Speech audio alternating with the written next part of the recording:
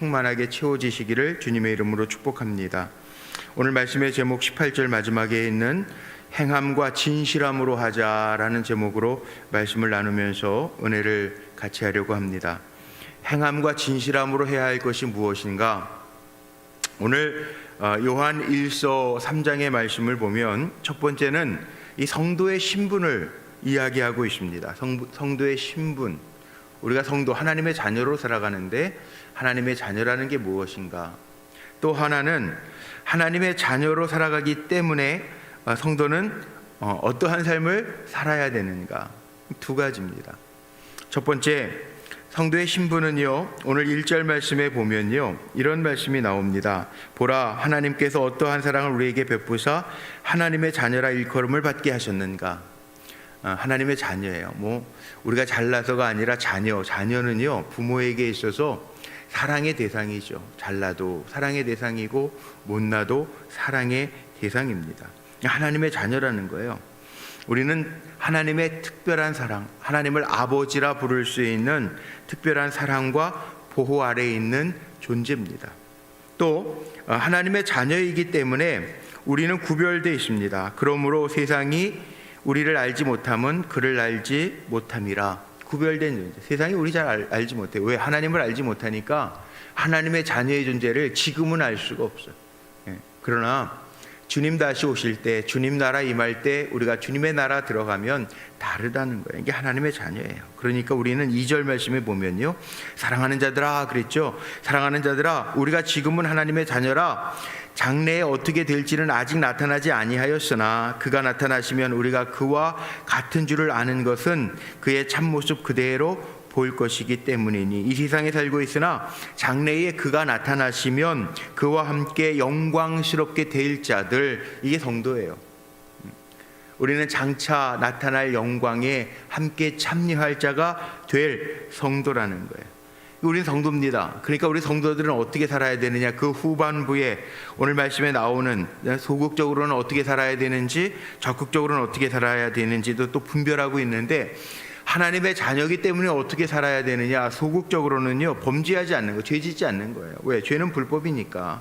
그래서 3절부터 말씀에 나오는 게 뭐냐 하면, 우리는 주와 같이 될 존재들이기 때문에, 주님의 영광에 참여할 자들이기 때문에, 이 소망이 우리 안에 있다면 주님이 거룩하신 것처럼, 하나님 레위기에서도 그렇게 말씀하시고 이스라엘 백성들에게 늘 그렇게 말씀하시죠. 내가 거룩한 것처럼 너희도 거룩할지니라. 우리는 하나님의 속성을 닮아야 돼요. 부모를 닮게 돼 있어요. 자녀는.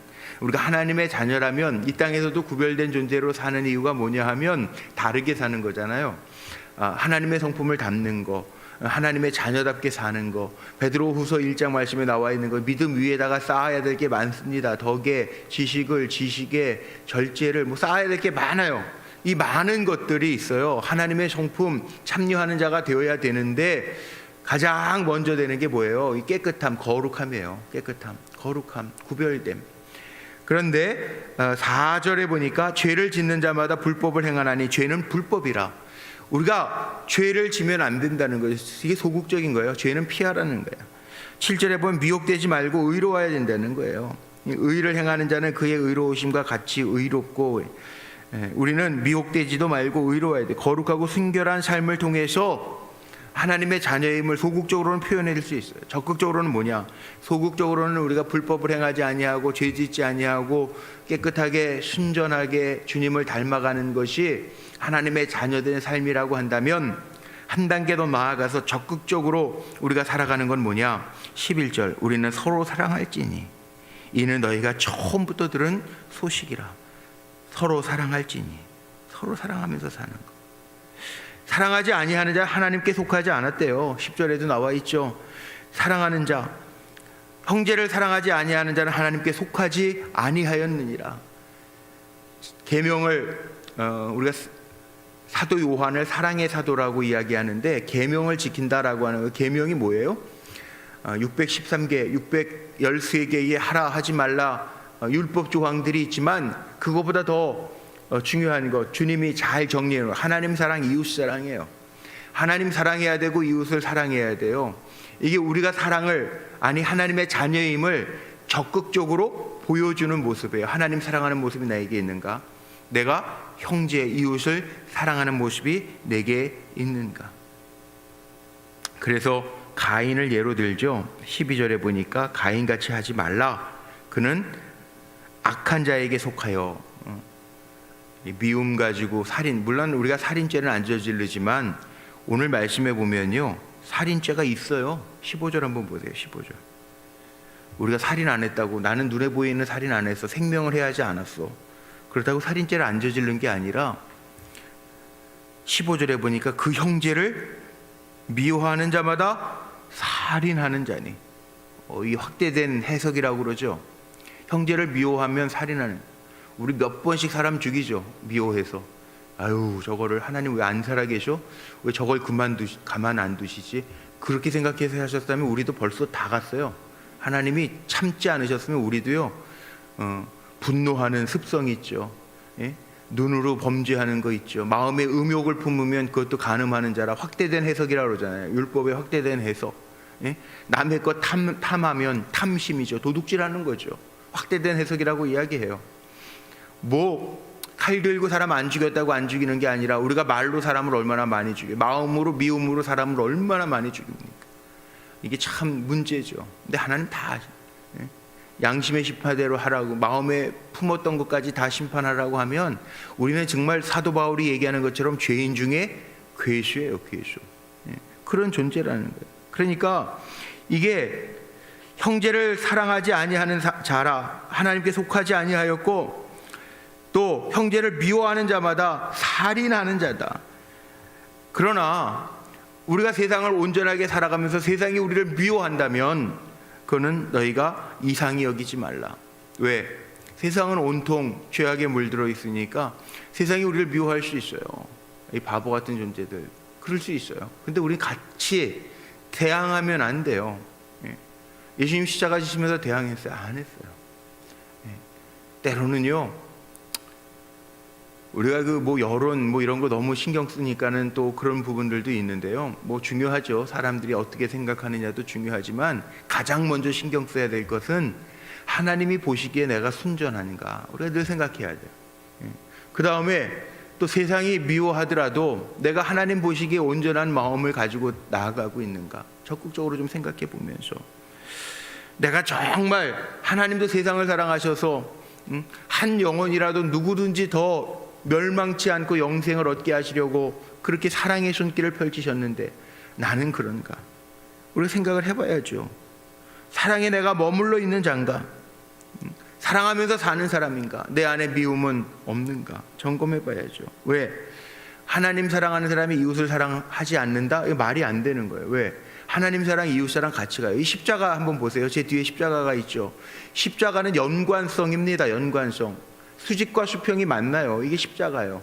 수평만 있는 게 십자가가 아니에요. 우리는 수평선이라고 그러죠. 예? 위아래 하나님과 나와만 연결되어 있는 걸 십자라고 이야기하잖아요. 우리는 수직선이라고 이야기하죠. 수평과 수직이 만날 때 십자가가 되는 거예요. 십자가가. 십자가는 연관성이에요. 하나님이 나를 사랑하시는데 그 사랑을 받은 내가 형제를 미워한다? 아니라는 거예요.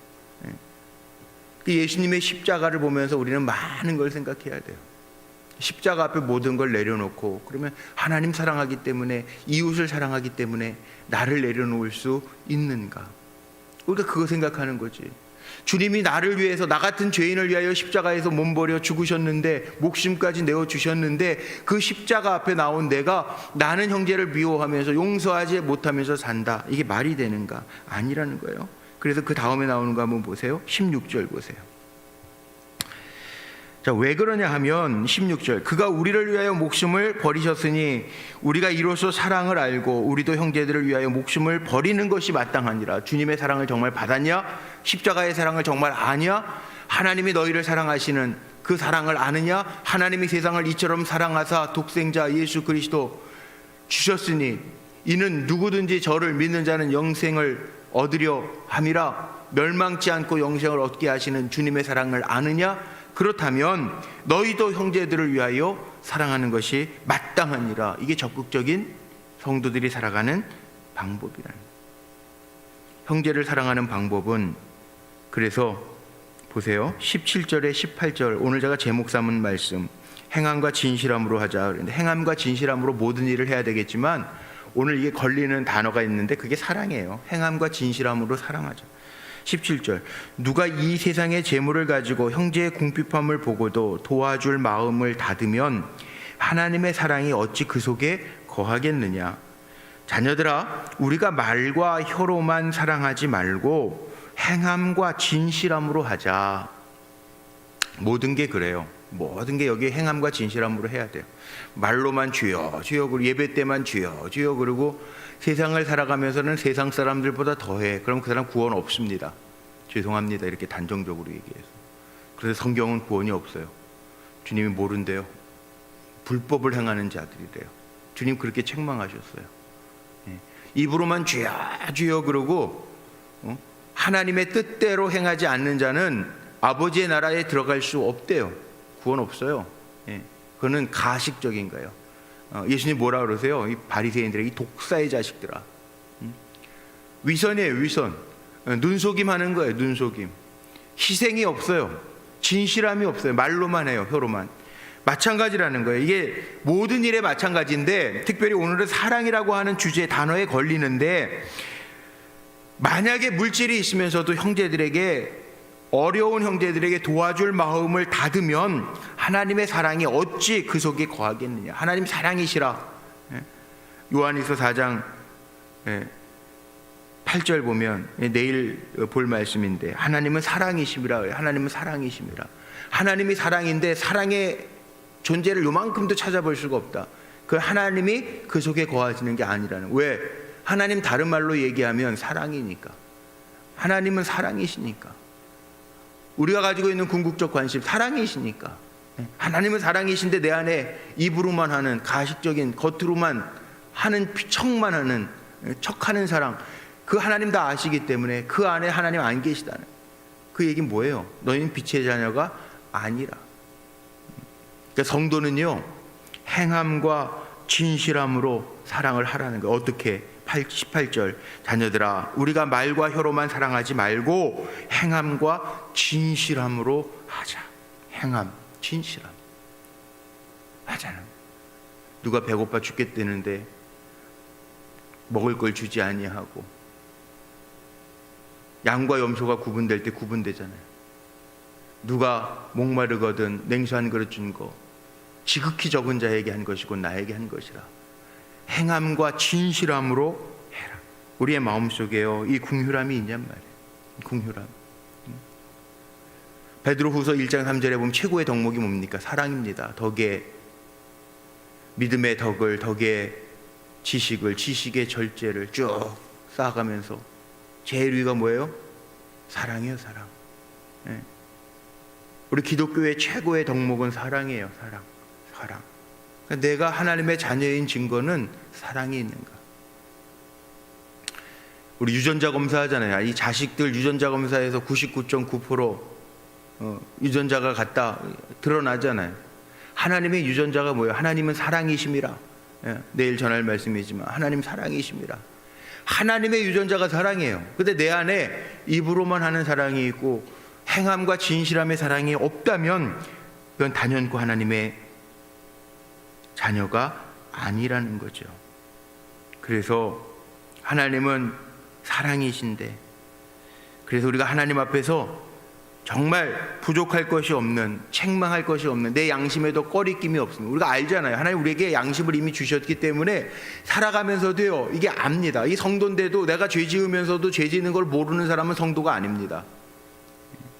죄 지면 마음에 찝찝해야 되고요, 괴로워야 되고요, 회개하지 않으면 하나님 이 쓰레기 같은 존재 그게 나와야 돼요. 그게 성도의 하나님 우리에게 주신 선한 양심에 비추어졌기 때문에 우리는요 마음 불편한 일 하면, 누구를 미워하면, 누구를 괴롭게 하면, 죄를 지으면 우리가 괴로워야 돼요. 내 마음에도. 그래서 보세요 21절에 사랑하는 자들아 만일 우리 마음이 우리를 책망할 것이 없으면 하나님 앞에서 담대함을 얻고. 우리가 알아요. 그래도 우리 마음에 책망할 것 없으면, 부끄러울 것이 없으면 하나님 앞에 담대하게 서요. 그런데 우리 안에 형제를 미워함이 있고 불법, 죄가 있고, 그럼 예배 드리면서도 당연히 괴로워야 되고 찝찝해야 되고 하나님 앞에 죄스러워야 되고, 그게 성도예요.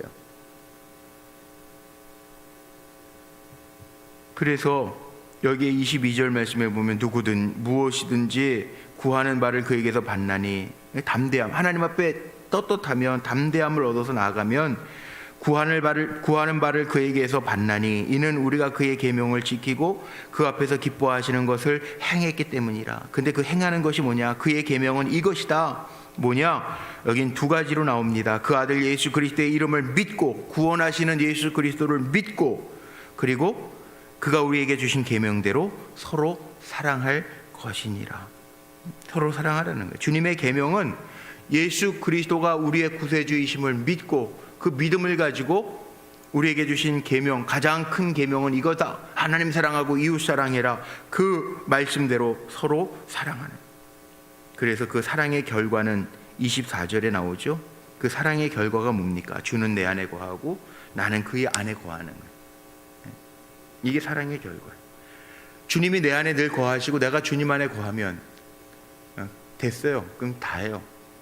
더 없어요. 이게 결과예요. 사랑의 결과. 사랑의 결과가 거부가 되는 게 아니라 주님이 내 안에 거하시고 내가 주님 안에 거하는 삶, 주님과의 관계가 돈독해지는.